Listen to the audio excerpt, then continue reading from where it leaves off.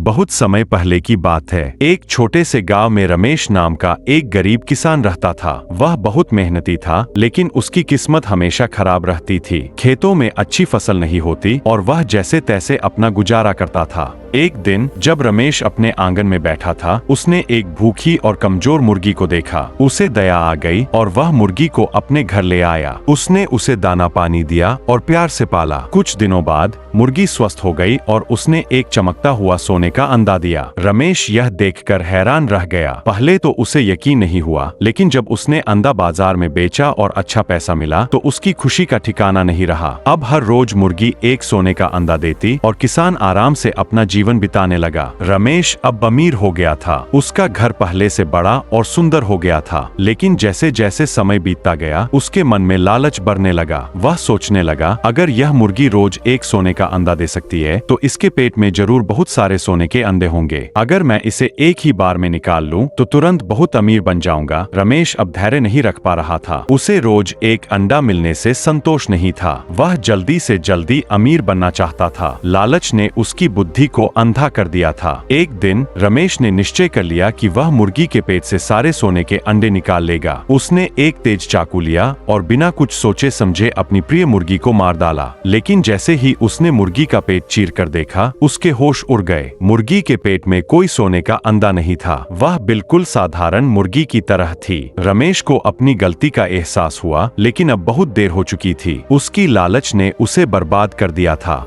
अब रमेश के पास न मुर्गी बची थी, न ही सोने के अंडे। कुछ ही दिनों में उसके सारे पैसे खत्म हो गए। वह फिर से गरीब हो गया और अब उसकी मदद करने वाला कोई नहीं था। वह बहुत पछताया, लेकिन अब कुछ नहीं हो सकता था कि लोग उसकी मूर्खता पर हंसते और कहते, अगर रमेश ने धैर्य रखा होता तो वह हमेशा के लिए अमीर बन सकता था। लेकिन लालच ने उसे सब कुछ खोने पर मजबूर कर दिया। रमेश को अपनी गलती का बहुत पछतावा हुआ। अब वह समझ चुका था कि लालच बुरी बला है, लेकिन जो नुकसान हो चुका था उसकी भरपाई अब संभव नहीं थी। कहानी से लालच करने से हमें नुकसान ही होता है। संतोष और धैर्य से ही असली सुख मिलता है।